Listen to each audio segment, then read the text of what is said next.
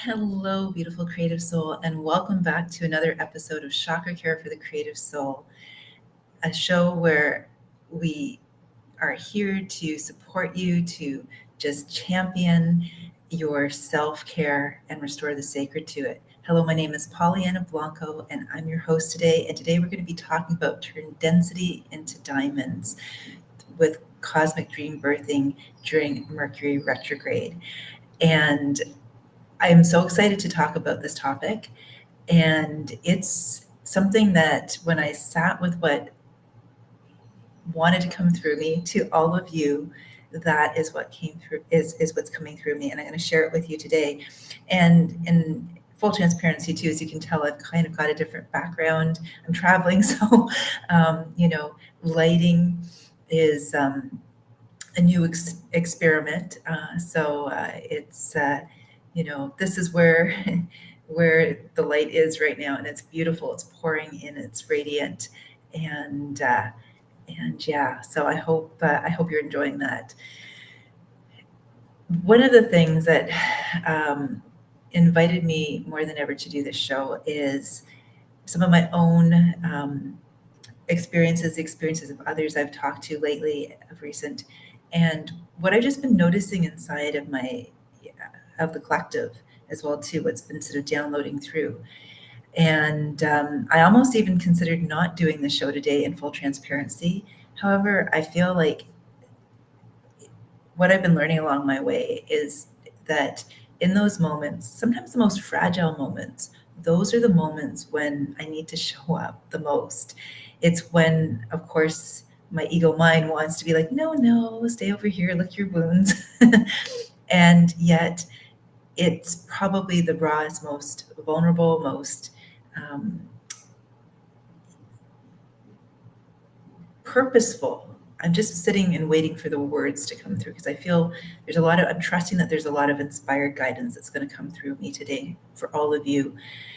So today's topic really hits home on a number of levels, and it's because right now we're in a Mercury retrograde period phase after a new moon, after the Lionsgate portal, and I'm gonna invite you, if you happen to be catching this live, to just if you have any comments, any questions, to share those in the chat, and because I'd love to hear what your experience has been like since the Lionsgate.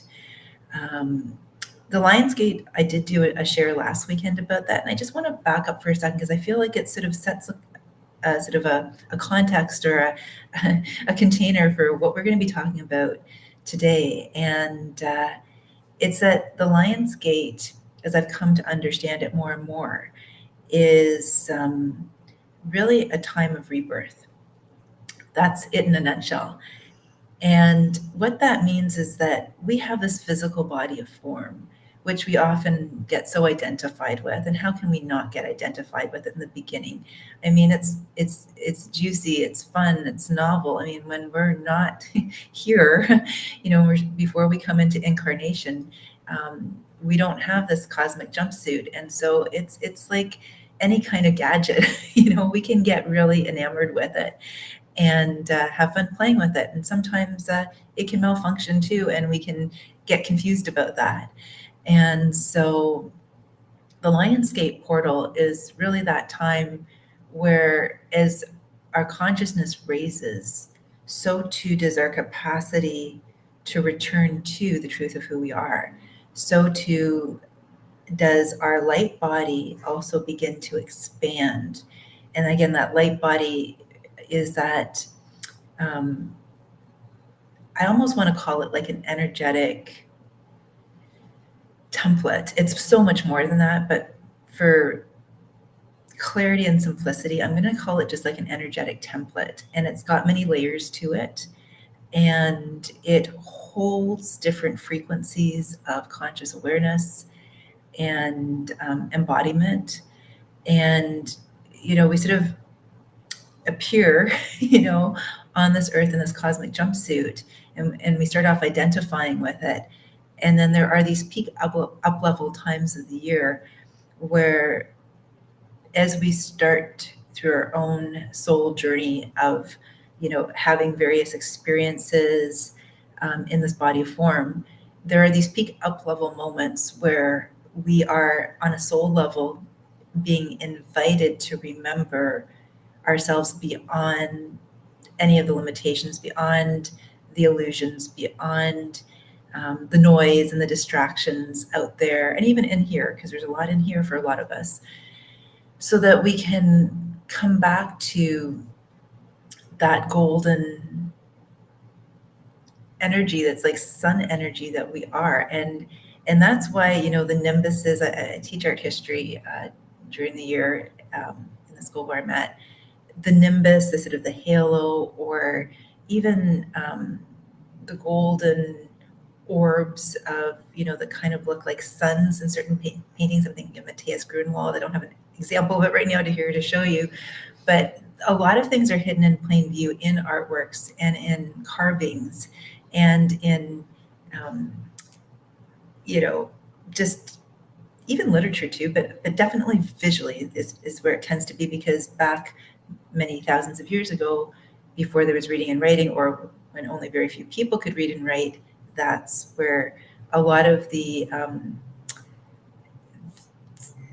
key codes or the activations or the little clues from signs, breadcrumbs from the universe were hidden in plain view. And so it's connecting to the sense of our expanded self, and how we are, all coming from that at oneness, that golden light, and dropping down in refracted layers into this expression, right? So really, a rebirth is a time of remembering. And we're in Mercury retrograde right now, and it is that time of remembering, revisiting. And I don't get into a lot of astrology because, again, it's another layer of story, and yet it can be helpful. And I'm not really well versed in it, quite frankly. I do talk about it from time to time because it does help me, because I still look at it. Everything is available, right?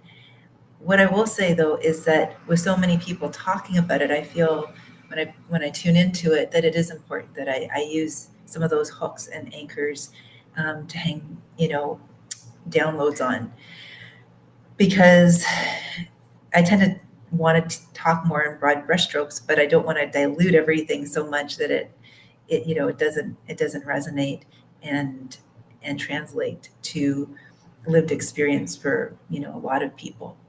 So Virgo is an air sign, and she loves to be Marie Kondo organized, and she is, or he, or Virgo, but I feel into Virgo as a very feminine energy, and it's this idea also of analyzing, of not just coming up with ideas, but looking at the ideas and the choices that have been taken up until now, and reflecting on them, and using this time until the 28th of August, this window of time that we're in right now, to integrate our experiences, to notice the thoughts, notice the emotions, notice the physical things that are maybe cropping up in your body.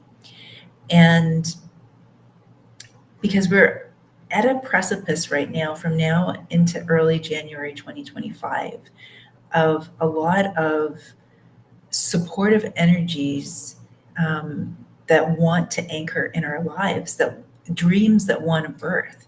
And the reason I refer to them as this whole process that I'm going to explain today a little bit more as cosmic dream birthing, is because our dreams, oftentimes when we're talking about dreams on a soul level, they're dreams that we're remembering too as we, have this experience here on Earth. They're inklings. I know I've had a number of them in my own experience. I'm sure you have too. And there's layers to them, right? It starts with one, and then that leads into another, and into another, and into another. And this is part of that beautiful emergence and expansion journey. For example, 10 years ago, my book, In Rhythm with Your Soul, came out. And 10 years prior to that, I had this inception, I was seated with a remembering that started to bubble up into my awareness. It was a soul calling that there was a book inside of me. And it was deeper than, oh, I just want to write a book because I want to make money, right? Because truthfully, from my experience, quite candidly, the book business is not, it's not about that. And if it is, well, that's a rare gem. But I was clear inside of myself that there was this process inside of me that was wanting to catch my attention. And so I just started writing. I didn't even know what it was going to be about. And I started getting into this process where I would start and then stop and start and then stop because of the thoughts that would come up, because of the emotions that would come up, because of even sometimes physical body sensations. And also my spirit too, slipping back into the mental body of fear, doubt, and hesitancy. So it was a very long gestation period, a very long birthing process. And I kind of giggled because during that process, on two very separate occasions, and I've mentioned this in other places before, I had an intuitive reading with one intuitive and then with another one, and the two of them didn't know each other, didn't know I knew them, and it was with maybe a year or two in between. And they both said to me, there are 7 books inside of you. And I laughed out loud. I was like, really? 7 books inside of me? If it took me 10 years to write this book, I really hope that, my belief in reverse aging is like the real deal, because I'm going to need a little extra time here for this to, all, appear in the world of form. So what I learned through that process was the beauty of the creative intelligence or source energy, working through us as an emergence process, working through us, whether it's a book, whether it's a business, whether it's a passion project, whether it's an innate ability. Maybe some of you, I know I was talking to a past client recently who was sharing how she's been receiving downloads that align with what she heard years ago, that she's a channel, and so, we're all in the process of rebirthing, whether we're consciously aware of it or not. And today, what I want to talk to you about in a little bit of detail is how there's 7 different layers of contractions that we go through, that I've gone through, and that you may be noticing when you reflect on it after hearing what I have to share. Again, only take it if it resonates for you, that there are 7 stages of contractions that we go through when we are birthing something into the world. So the very first stage has to do with, and I like to compare these to our chakras, because our chakras are literally the energetic centers in our body, as a lot of you know, that where we send and receive information, we receive feedback, and we ultimately, we integrate it into a sense of greater equilibrium within.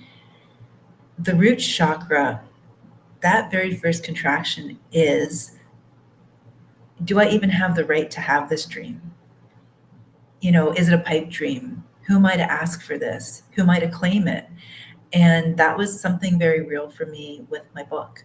My very first book was, I had this, like I said, this intense sense that there was a book inside me that wanted to come through me. And I had no idea what it was about. So I would write just to discover what it was that wanted to come through me. And as I'd start to write, I get inspired, but then this voice that was my ego mind would come in and say, who are you to write a book? You don't have the credentials. Like, I had this limiting belief and this scaffold in my mind that told me only experts can write books. How ridiculous is that? Everyone has a story. Everyone has something to share. And when we're sharing from that place of service, why not? Why not? The world is better for it. That contraction really slowed down my birthing process. I'm grateful for it. I learned so much through it. And it lent into the second contraction that I faced once I started getting the ball rolling a little bit more and thought, you know what? There is something inside of me. It's coming out in bits and pieces. I'm going to honor it. It's slow. I'm going to honor it. The second contraction was at my sacral chakra. And that contraction was very much about my relationship to myself and how I saw myself, and also how I perceived other people would see me. And fortunately, when I was actually in the process of writing in that flow state, that wasn't even on the radar screen. It was after I finished writing something and looked at what had come through me that aspect of me came forward. And it was a part of me that had been hard on myself. You know, that inner perfectionist, that part of me that had a strong inner critic, that was afraid of being embarrassed or rejected or judged because I was judging myself, right? That was a contraction that, again, squeezed some of the joy and inspiration out of the process and required me to look at it. It required me to not just, flip past that page in my journey and actually sit with it. Then the third contraction was at my solar plexus chakra as I was moving through this process of writing my book. And it was this sense of, do I have the power to make this happen? And the interesting thing about my journey with the book, and this is something that you may be noticing in your own life too, is that you start to build some momentum. You have your wobbles along the way, yet you are getting more consistent. And then this other pop-up, energetic pop-up comes up from inside of you. And it's really this question of, do I have what it takes? Do I really have what it takes? I'm showing up, but is it worth completing it? Because I felt like the solar plexus chakra was really what could pull me down a rabbit hole and drop me back down into a major pit of fear, doubt, and hesitancy. And it often tried to really hard, because the process I went through is when I got into my rhythm with writing was I found that there was a window of time in the morning from, say, about later in the morning from about 11 a.m. until about 3:30 p.m. where I could write.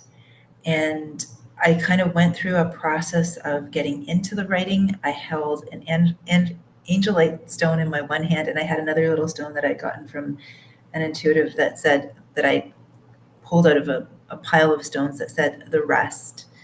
No, it said rest. But I interpreted it as I needed to take a break because my solar plexus chakra was so, maybe this is not a good use of your time. Maybe you're putting too much time and energy into something that's not going to happen. And so that little stone was to remind me, don't take a rest, get the rest done. Let it come through you. Don't stop this flow with the fear, doubt, and hesitancy. So I very much had this process where I would just kind of get into a free flow, and I would just trust whatever wanted to come through me. I wouldn't say I was channeling, but I would say that I was in an intuitive creative flow, and it did pour through me. And then there was a certain period of time where it would just start to fizzle out. And I couldn't force it with my ego mind. I couldn't use my solar plexus and will it, because I wanted to get more done. I even tried writing later in the day and earlier in the day, and nothing would come through me. So in that process with the third contraction, it was recognizing that this whole process allowed me to really more deeply embrace that there was something more fully moving through me that wasn't even outside of me. It was an expanded part of me it was up to me whether I was willing to, surrender to it or try to control it. And so I chose surrender, thankfully. And then the the fourth contraction was in the heart center. And, as I talk about these in a linear way, they were definitely not linear. They went through cycles and rotations. It wasn't a linear process. It's just easier to explain it this way. The fourth contraction was in the heart. It was a lot of old hurts that came up around times where I chose to be my creative, intuitive self, and it backfired. It just backfired. At this point, I was writing the second section of my book, and I had gotten past the really safety, sex, and power issues to some degree, not fully, but to some degree, enough to get myself to the point where I was really loving the book project. And at that point, what happened was a very amazing transformative experience through the process. And that was recognizing that the very moments I was most hurt by were the moments I was going to share in that section of my book, where, I was at a dance competition and all of a sudden I'm dancing and it feels like the straps on my costume have broken. And I'm having a little war between my ego mind and my intuition, and my ego mind saying, focus on the dance. Stop scaring yourself and distracting yourself. And my intuitive mind is saying, wait a second, you can trust yourself. Your straps are coming down. You need to, trust yourself. And so instead of, storing those hurt moments as grief in my heart chakra, I held compassion for them. I smiled at them. I loved them back into the light of my awareness. And that became the transformation through the writing process, where I actually shared them openly with a sense of humor, with a sense of acceptance, with a sense of compassion. And then the fifth contraction was in the throat chakra. This was when I was getting into the proofreading, the editing process, because at one point, I haven't even mentioned the title of my book, but I will say that I felt a very strong calling to use the Jungian concept of the daemon in the title. And I received a lot of fear, doubt, and hesitancy in response to that I couldn't use that name in the title because no one would buy the book, because it would trigger fear, doubt, and hesitancy in them. And it made sense logically and rationally. And yet something inside of me, because this is how I knew this whole project was a soul birth. It was rebirthing me through the process of, moving it through me into the world of form, was because I could not compromise on that.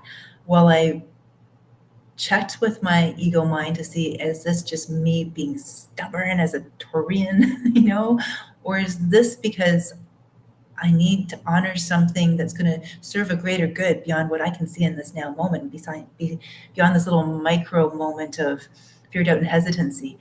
And I dug in my heels because I recognized that, no, this is what the medicine is about, right? This is what the medicine has been about for me through my whole journey of this writing process. So how can I, gloss over it if it's about healing and transformation? So that was the contraction at my fifth chakra, my throat chakra. And there were a couple of other ones too. One being with a reference to the Isis and Osiris story that I really wanted to include in there, which I did end up actually taking out. So that helped me to discern which was negotiable and which was non-negotiable. And with that one, I could see why at the time. In hindsight, I kind of wish I had kept it in there. However, it did support me to see the larger picture with the other concept that I did want to include. And then the sixth contraction was at the third eye. The third eye was all about at the point where it was about to go out into the world, and there was this feeling of feeling really exposed. And I think I know a lot of us on the inner awakening, spiritual awakening, ascension pathway. This sense of like coming out as your intuitive self, the sense of really embodying that larger vision of yourself and not keeping it over here in the corner for a few select people who get you. Just saying, hey, this is me, because the book was about ready to come out into the world. And I had been in this lovely little woman cave, this spiritual crystal cave of cosmic creativity. And I felt real comfy in there. I got really settled in there. That became my new, first it wasn't my comfort zone, but then it became my comfort zone. I grew into that womb space. I grew into that container. And now it was time to literally birth the book out into the world and trust my inner seeing, my inner vision. And it scared me. It actually really freaked me out because at the time I was still teaching, as I still am today, in high school, and I had a section on science, and I thought, oh my gosh, what if the science is all wrong? I wrote it kind of intuitively. How do you write about science intuitively? I had to research, but the way I connected it, I was like, will it hang together? Will I be ridiculed? All these, and then the other chakras lit up too, like ding, ding, ding, ding, ding, like I was in an arcade. So I share all of this from my personal journey because I'm going to come back and recap for your own journey with whatever is inside of you right now that really, really, really wants to come through you. And the world will be so much better for you having honored it. The final contraction was the crown chakra. And the crown chakra was all after the book came out into the world. And it was recognizing what I thought was completion was just another beginning beyond anything my mind of form could have ever understood. I thought, I had put 10 years into birthing this whole book, and I'd grown so much through the process that when I got it out, it was kind of like so much focus had been on the birthing process that now it was out in the world. And I was like, oh, I need to look after this book. I need to look after this. I need to get her, registered for, this camp and that camp. No, I need to get her in a bookstore, and I need to get her here, and I need to get her there. And I need to let people see what she can do. I need to document it and take photos and put it out to the world. And I was like, oh my goodness.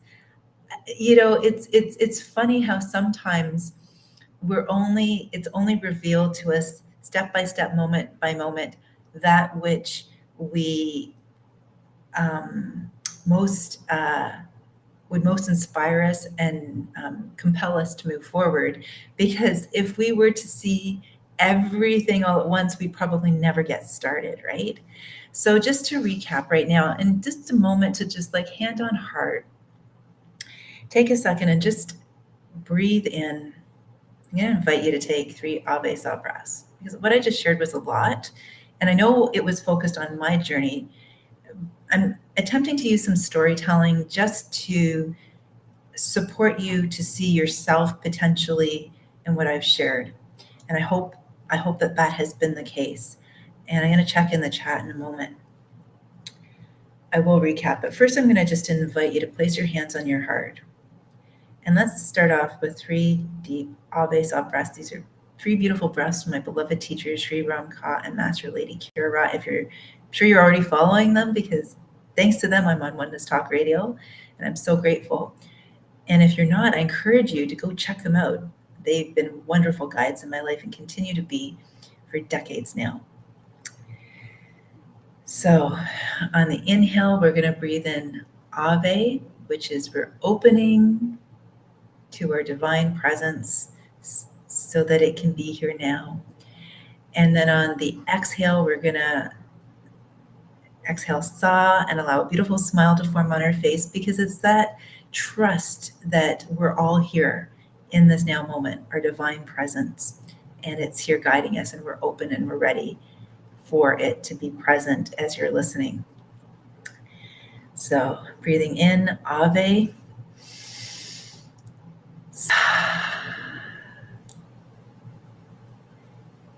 Again, Ave. Sa. And one more time, Ave. Sa. And really feeling the warmth of your hands on your heart and the warmth of your heart on your hands.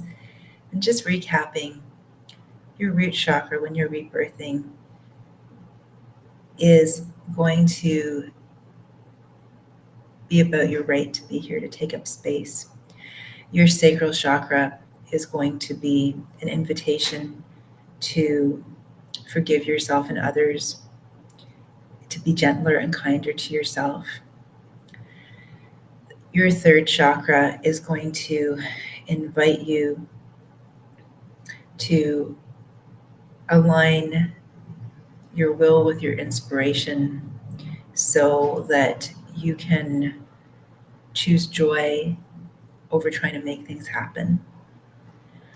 You're going to notice in your fourth chakra, when you're birthing something new, that there are hidden griefs and that there are tender spots that through the process of expansion are calling forward greater compassion and presence and vulnerability within yourself, with yourself, deeper intimacy.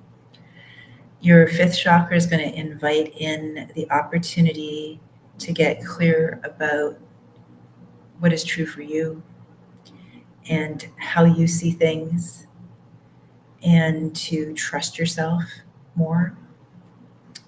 Your third eye chakra, your sixth chakra, is going to invite you into a place of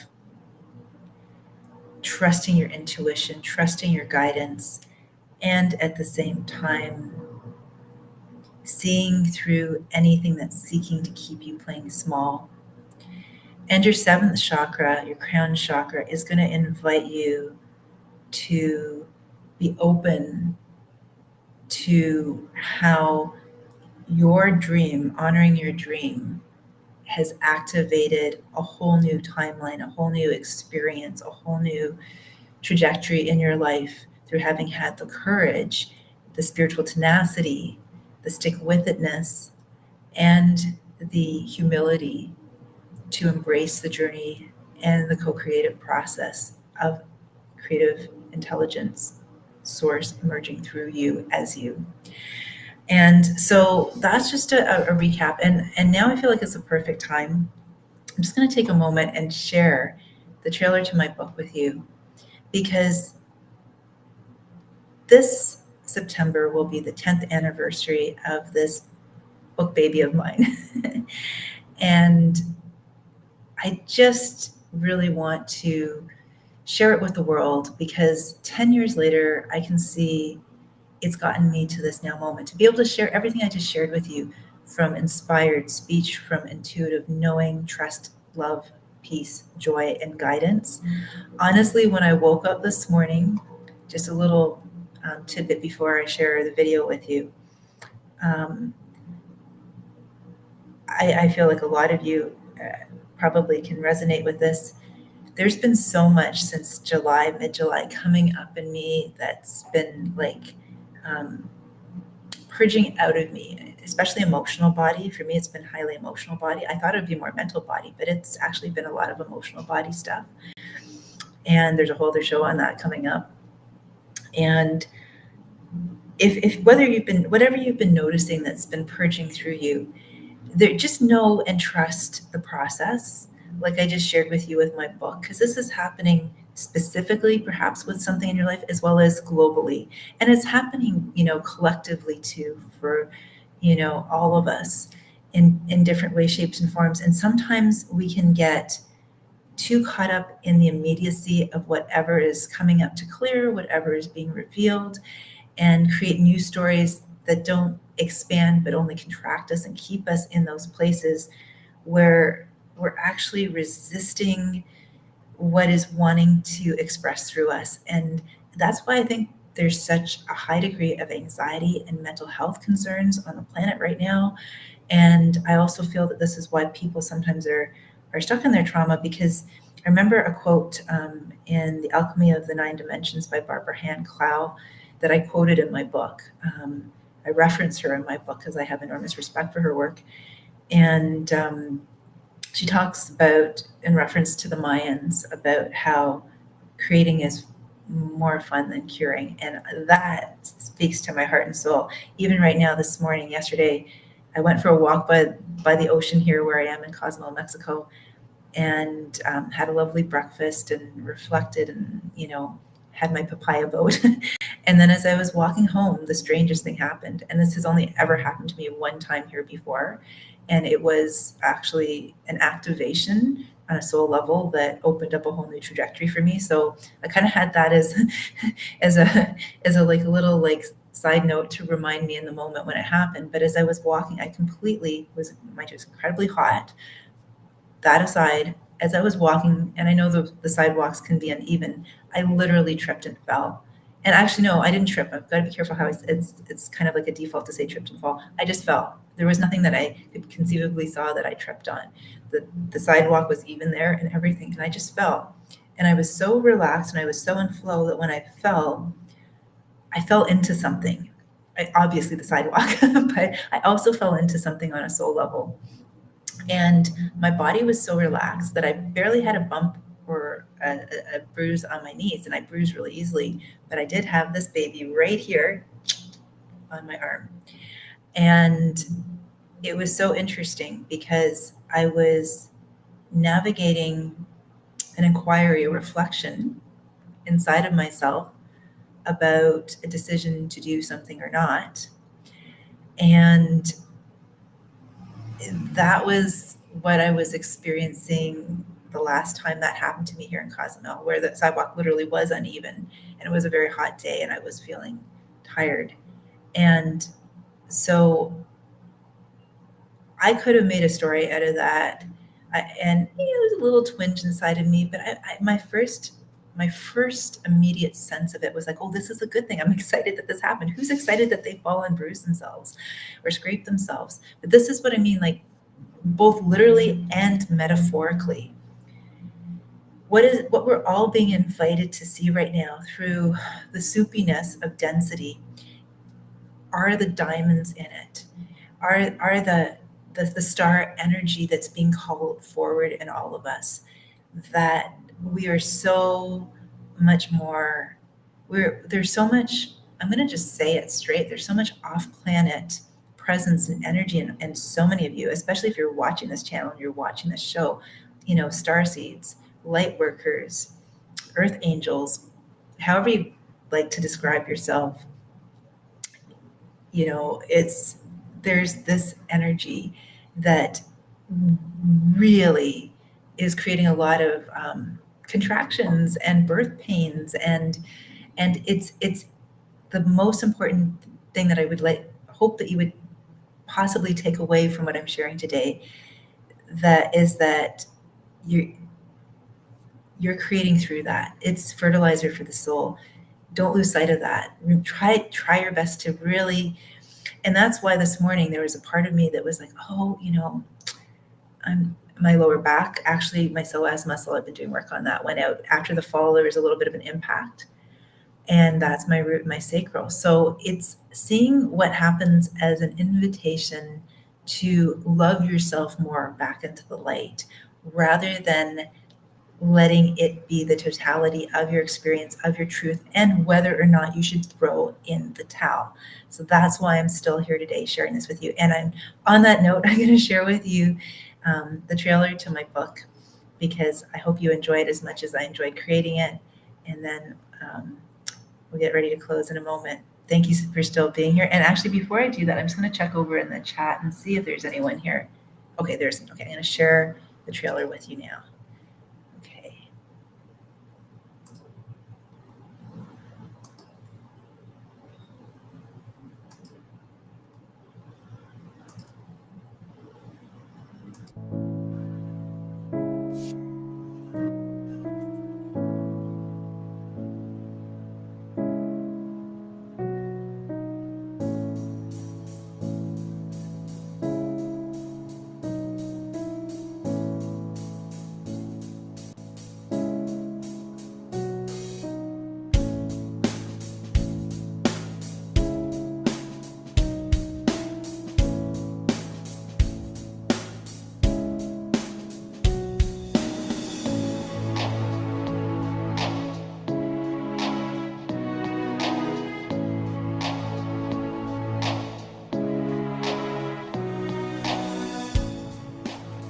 Hi, my name is Pollyanna Blanco, and I'm so excited and honored to share my new book with you. In Rhythm with Your Soul, break through the barriers to being creative, face your demons and dance.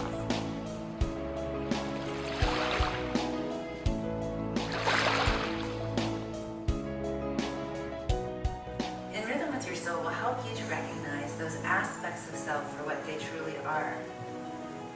Your personal demon appearing in different forms to help you to grow. The good news is your demon is not to be confused with anything evil like a demon. Your demon may seem more foe than friend at first, but it is really just your soul communicating to you to help you to grow.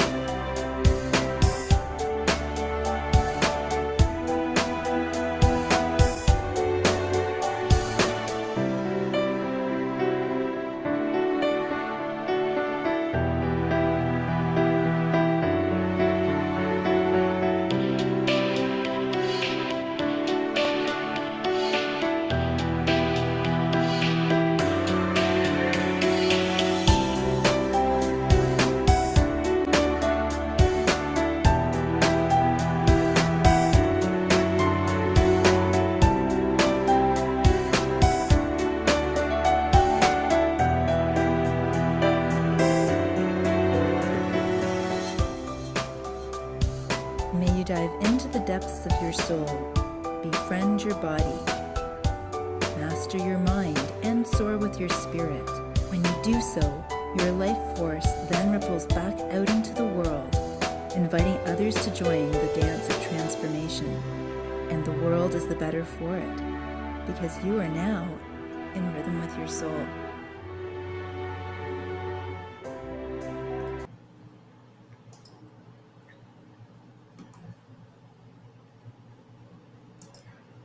So there you go. That was the book trailer. And there's a bit of a story behind that too, because that came together on a hope and prayer, just for cost, out of the goodness of everyone who you saw that contributed to that. I'm getting choked up as I say it, that video. That video touches my heart when I watch it, because it wasn't like I hired a company to do it. I just reached out to people who I felt guided to reach out to, and we collaborated, and out of the goodness and the goodwill and the heart of everyone who was we were all working on birthing our dreams.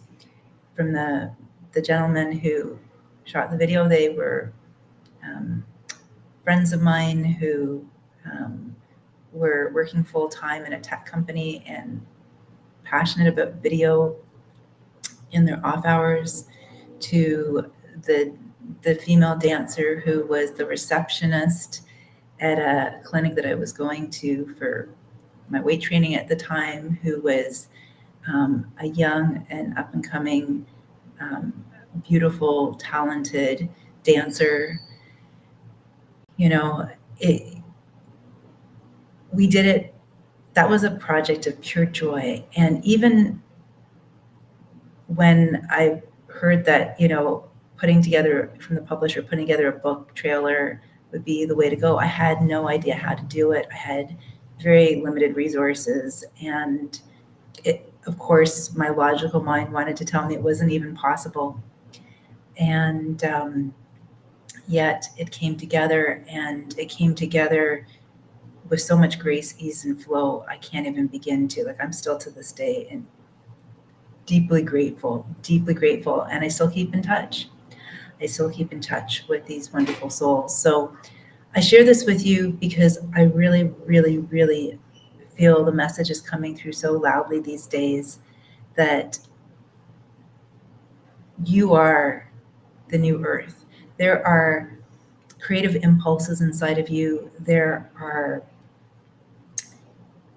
dreams that are wanting to birth. And those dreams, a lot of them, especially when they feel so big that your ego mind wants to contract them and lock them down from happening, are soul dreams. And it's your soul wanting to emerge through them. And this is why I've also been calling myself a creative midwife, because I know from my own journey how I did it alone. And that's probably why it took me 10 years. Had I had someone consistently walking beside me, or someone I could check in with from time to time even, or even had the awareness that I now have in hindsight that I gained through the process to help me really receive the inner riches. The book was an expression of the journey. The riches I gained through the journey are so much more than the book. And yet the book continues to expand me by even being here today and sharing it with you and inspiring me on a whole new level to serve even more. So you never know what these creative impulses are calling you forward to and into in ways that you can serve. It starts with taking the first step. And if you'd like some help with that, or you'd just like to have a conversation with a warm bevy beside me, please don't hesitate to send me an email at info@pollyannablanco.com. Thank you so much for watching another episode of Chakra-Care for the Creative Soul. And I wish you a beautiful window of time to really tune into your deepest knowings and trust yourself. Lots of love and light, beautiful creative soul. And the catch Alakeen, I am another you, and you are another me. Be well.